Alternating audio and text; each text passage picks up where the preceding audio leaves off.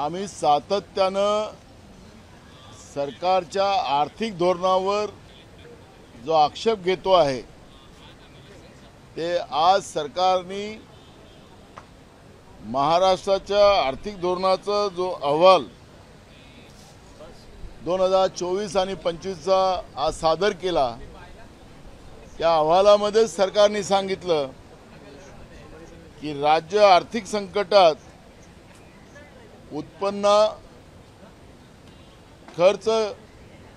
उत्पन्नापेक्षा खर्च जास्त असा या आर्थिक पाहणीच्या अहवालामध्ये स्पष्ट झालेला आहे। महाराष्ट्राच्या प्रत्येक व्यक्तीचं जे दरडोई उत्पन्न आहे ते देशाच्या पातळीवर आपण पाहिलं तर आपला महाराष्ट्र हा 4थ्या क्रमांकावर आहे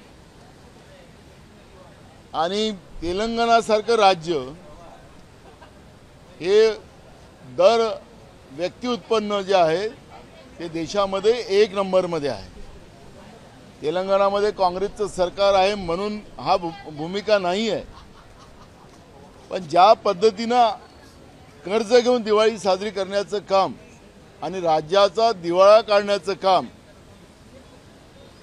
महाराष्ट्राच्या सरकारने, मग मागच्या तत्कालीन शिंदे सरकारने असेल किंवा फडणवीस सरकारने असेल, त्यांनी ज्या पद्धतीनं करून ठेवलेला आहे तो आता स्पष्ट झालेला आहे आणि त्याच्यामुळे सरकारनेच आपले केलेली पापं या आर्थिक पाहणी अहवालामध्ये आपल्याला पाहायला मिळते आहे आणि म्हणून सरकारला याचं उत्तर द्यावं लागणार आहे। महाराष्ट्रातल्या प्रत्येक व्यक्तीचं दरडोई उत्पन्न आम्ही कसं वाढवू, शेतकऱ्याच्या शेताला, कारण की त्या आर्थिक पाहणी अहवालामध्ये एक गोष्ट अजून मांडली गेलेली आहे की शेतीमध्ये मोठ्या प्रमाणात क्रांती महाराष्ट्रामध्ये होते असं दाखवलेलं आहे। मका असेल, ज्वारी असेल, या पिकाच्या माध्यमातून मोठ्या प्रमाणात शेतकऱ्यांचं उत्पन्न वाढते आहे अशा पद्धतीचं त्या आर्थिक पाहणी अहवालामध्ये सांगितलेलं आहे।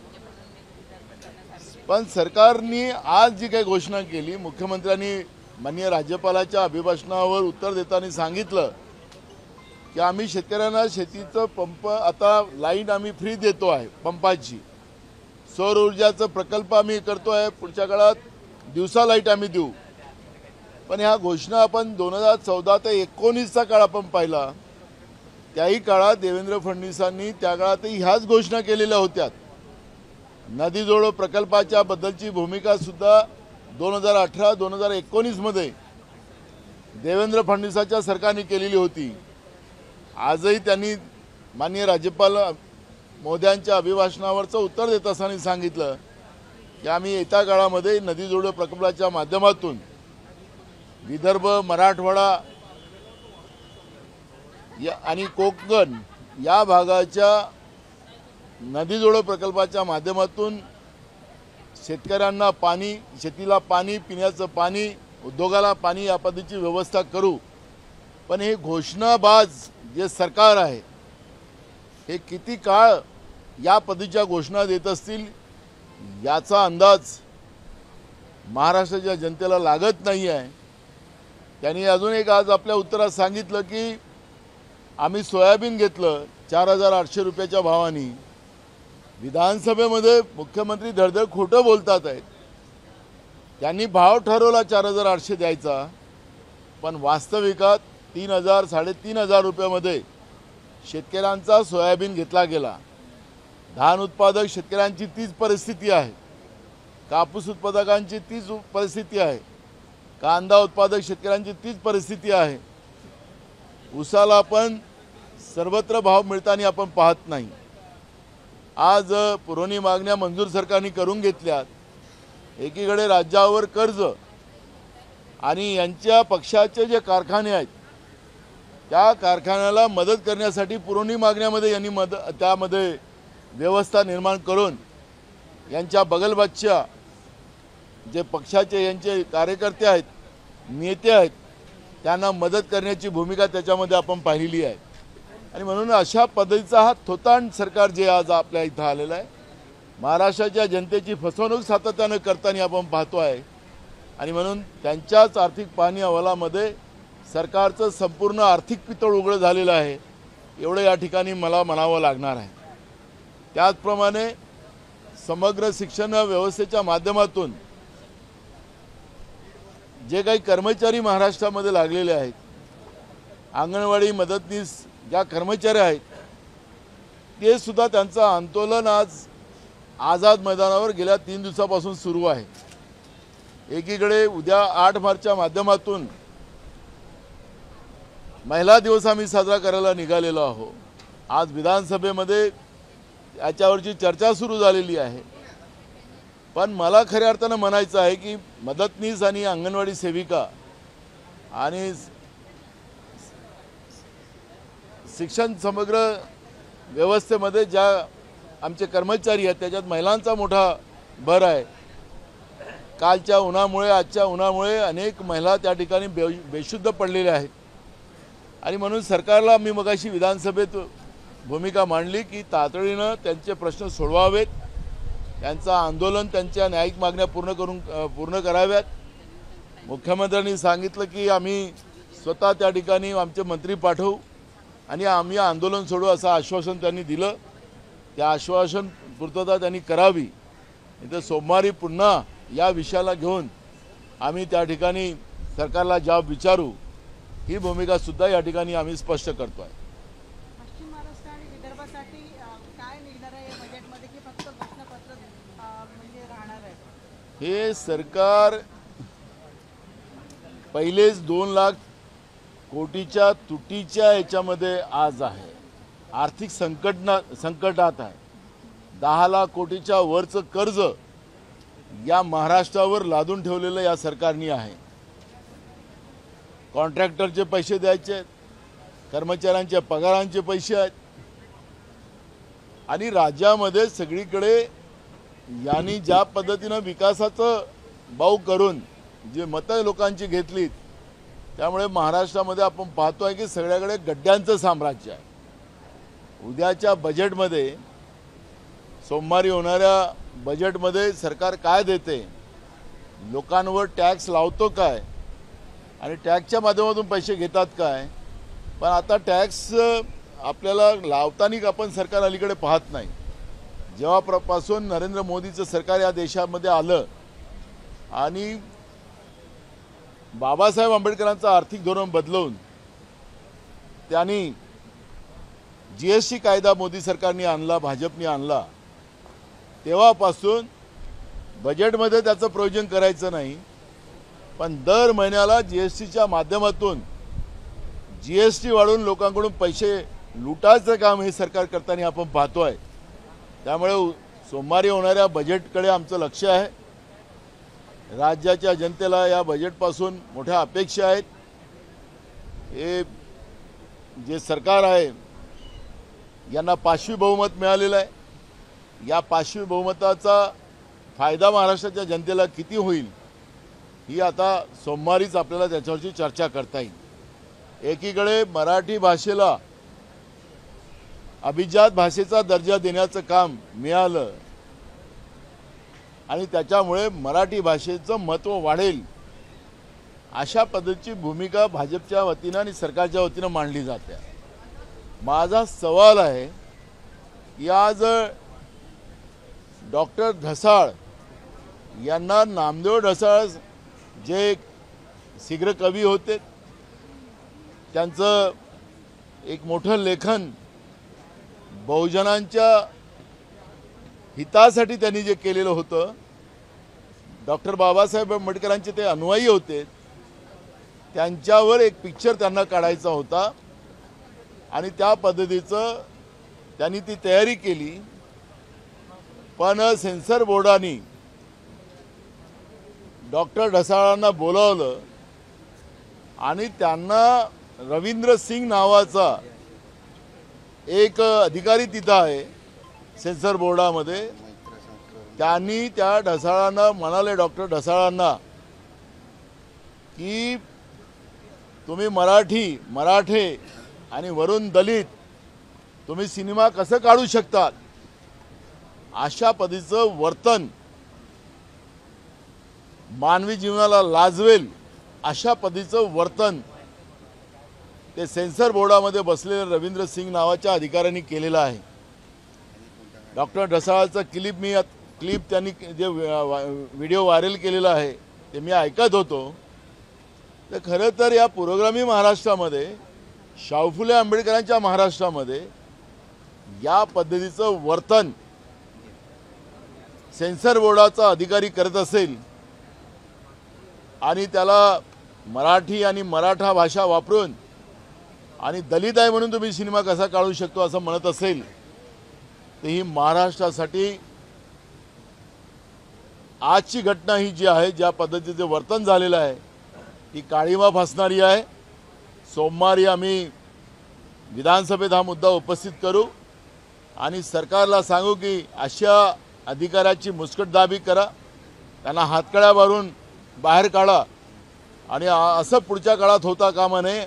अशा पद्धतीची दंडात्मक कारवाई त्या रवींद्र सिंग नावाचा जो सेन्सर बोर्डामध्ये अधिकारी आहे त्याच्यावर झाली पाहिजे, ही भूमिका काँग्रेस पक्षाची राहणार आहे. आणि त्याच्यामुळे हा अपमान, या पद्धतीचा अपमान हे काँग्रेस पक्ष कधीही सहन करू शकत नाही आणि म्हणून ती पण भूमिका आम्ही येत्या सोमवारी मांडू. सेन्सॉर बोर्डवरती ॲट्रॉसिटी अंतर्गत गुन्हा दाखल व्हायला पाहिजे असं वाटतं. बघा, आता विधानसभेत या सगळ्या भूमिका आम्ही मांडू आणि त्या भूमिकेच्या माध्यमातून सरकार काय करते, कारण की सरकारला आपण एक गोष्ट पाहिलीत, कोराटकर असो, सोलापूरकर असो, मुख्यमंत्र्यांनी उत्तर देताना सांगितलं की पंडित जवाहरलाल नेहरूजींनी अपमान केला. ते इतिहासात गेले, इतिहासाचे पानं पलटवले तर खूप सारे लोक बाहेर येतील, त्याच्यावर मला चर्चा करायची नाही. पण आज ज्यांनी छत्रपती शिवाजी महाराजांचा अपमान केला त्या कोराटकरला वाचवण्यासाठी जुने इतिहासाची पानं उघडली जात असेल तर सरकार छत्रपती शिवाजी महाराजांचा अपमान करणाऱ्याला पाठीशी घालताना आपण पाहतो आहे. त्यामुळे मुख्यमंत्र्यांकडून आता आमच्या अपेक्षा अशा आहेत की डॉक्टर ढसाळांचा जो अपमान आणि समग्र मराठी माणसाचा, दलित बांधवांचा अपमान त्यांनी जो केलेला आहे त्याच्यावर मुख्यमंत्री काय कारवाई करते त्यांना आम्ही सगळी माहिती त्यांना देऊ आणि त्या माहितीच्या आधारावर मुख्यमंत्री काय कारवाई करतील त्यांच्यावर आमचं लक्ष राहील. त्यांनी समाधानकारक कारवाई केली नाही तर मग या सरकारची नियत दाखवायचे दात काय आणि खायचे दात काय हे त्याच्यातून स्पष्ट होणार. ना अजय अशर जे उपमुख्यमंत्री एकनाथ शिंदे यांचे अत्यंत जवळचे मानले जातात, संजय राऊतांनी थेट आरोपच केलाय की त्यांचे सगळे जमिनीचे व्यवहार आणि आर्थिक व्यवहार सगळे अजय अशर सांभाळतात आणि तेच अजय अशर मित्रा या संघटनेवरती ते अध्यक्षपदावरती होते, परंतु अखेर त्यांची आता त्या संघटने पदावरतून उचलबांगडी झालेली आहे. आपण पाहिलं असेल की महाविकास आघाडीचं सरकार जेव्हा होतं त्या सरकारमध्ये आमचे मित्र आताचे मंत्री आशिष शेलार यांनी अजय अशर हे कोण व्यक्ती आहे जो नगरविकासचं खातं चालवते हा प्रश्न उपस्थित केलेला होता. पण जेव्हा महायुतीचं सरकार आलं त्यावेळेस अजय अशर जे नीती आयोगाप्रमाणेच महाराष्ट्रामध्ये मित्र आयोग निर्माण केलं, त्या आयोगामध्ये त्यांना अध्यक्ष केलं. काही धनदागड्या उद्योगपत्यांची पोरं त्याच्यामध्ये सदस्य करण्यात आली. आखरी त्या आयोगाचा फायदा काय झाला, त्याच्यातलं काय निष्पन्न निघालं. जे निर्मल ऑफिसमध्ये जे 27 लाख रुपये दर महिन्याचे खर्च करून जे ऑफिस घेतलेलं होतं आणि मोठ्या प्रमाणात पैसा त्याच्यावर खर्च झाला, या सगळ्या गोष्टी त्याच्यामध्ये पुढाकाराने पुढे येतात. जोशी असतील, सतीश जोशी असतील, अजय अशर असेल, ही सगळी जी आहे हे संशयाच्या भोवऱ्यात आहेत. आणि म्हणून संजय राऊतांनी जी काही भूमिका मांडली त्याच्यातले काही मुद्दे त्यांच्याकडे असतील, त्या मुद्द्याच्या आधारावर त्यांनी मांडलं असेल. पण जे आयोग यांनी निर्माण केला होता याच्यामध्ये स्वतः आमचे मित्र आशिष शेलारनी जो प्रश्न विचारला होता विधानसभेत, आखरी हा एवढा कामाचा माणूस महायुतीमध्ये कसा निघाला, हा कोण आहे, याच्याबद्दलची माहिती आता आपल्याला विचारायची गरज आहे. थँक्यू. जी बाकी लोगों से लेते नहीं तो मेरे पीछे लेते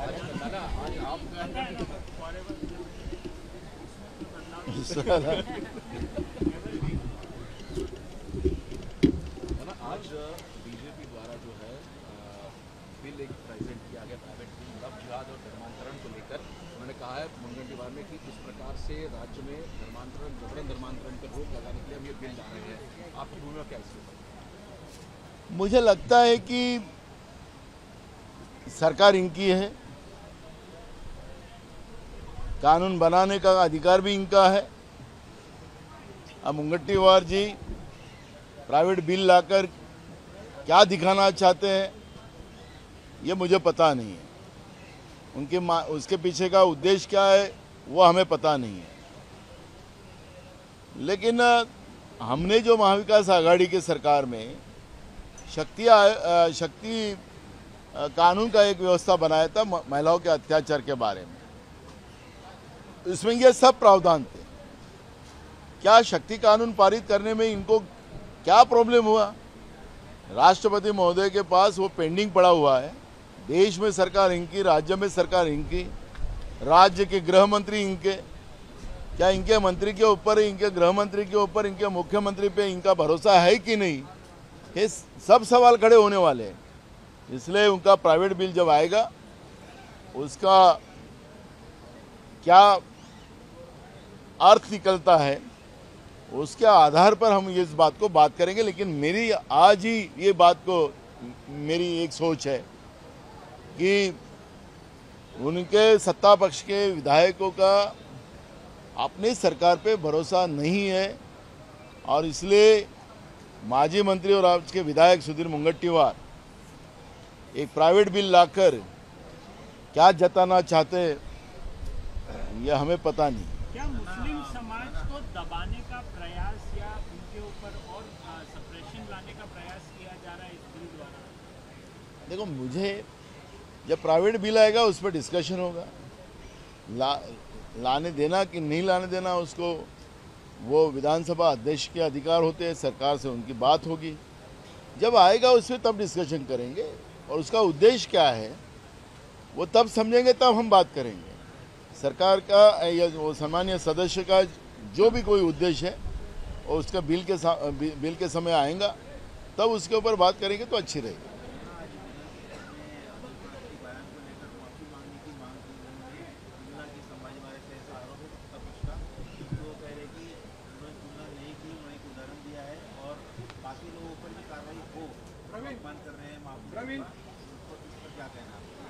देखो, एक बात स्पष्ट होती है, अनिल परब क्या बोले उसके बारे में मुझे पता नहीं है वास्तव क्या था, लेकिन मैं एक बात को बताना चाहूँगा।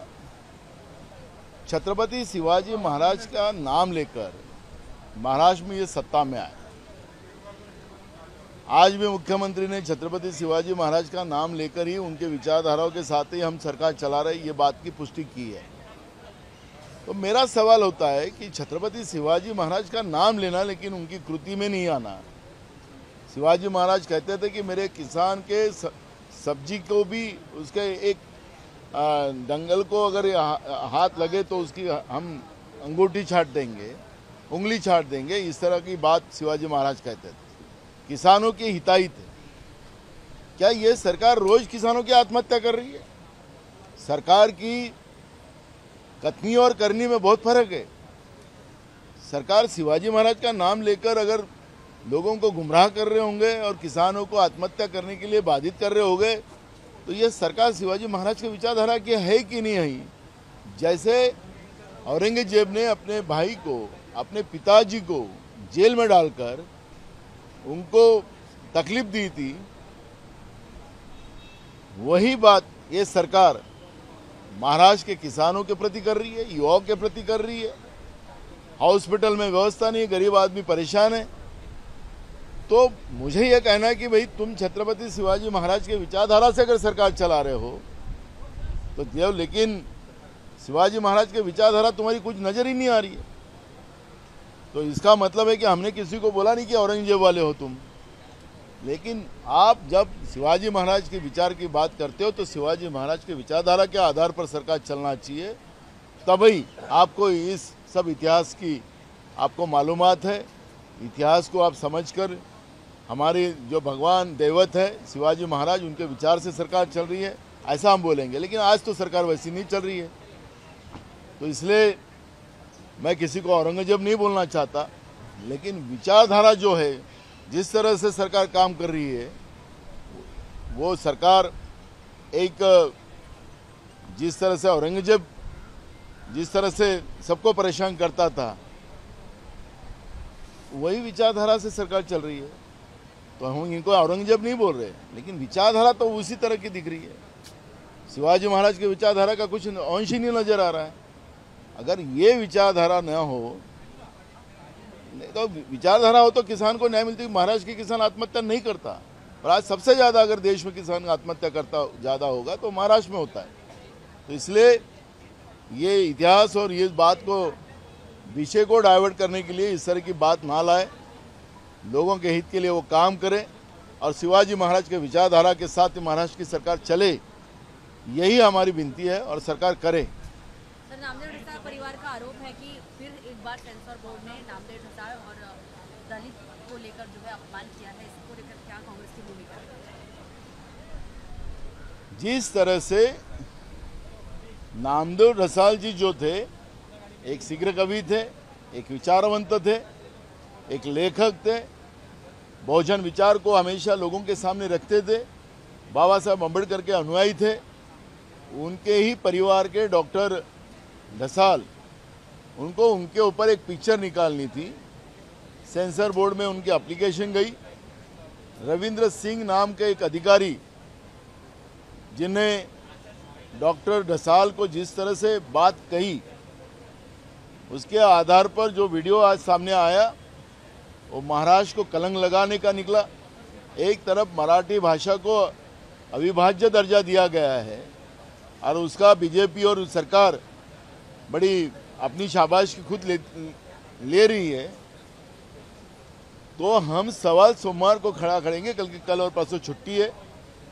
वो वीडियो के साथ हम सरकार को जवाब पूछेंगे और सरकार को जवाब देना पड़ेगा। और नाम जो रविंद्र सिंह नाम का अधिकारी है, मराठी, मराठा और दलित, इस तरह का वाक्य रचना उसने की है। सरकार ने ऐसे अधिकारियों को कड़ी कार्रवाई करना चाहिए और दोबारा महाराष्ट्र में इस तरह का बर्ताव ना हो, इस तरह की व्यवस्था बनाना चाहिए। अगर मुख्यमंत्री ने इस बात को ध्यान से नहीं देखा और ऐसे अधिकारी को कार्रवाई नहीं की, तो हम समय के साथ नीति बनाएंगे। और सरकार दोगली कैसी सरकार है, सरकार एक बोलती है और दूसरा करती है, और सरकार की मानसिकता उसमें स्पष्ट होने वाली है। तो सोमवार को हम सरकार को इसका सवाल पूछेंगे। Thank you. एबीपी माझा, उघडा डोळे बघा नीट।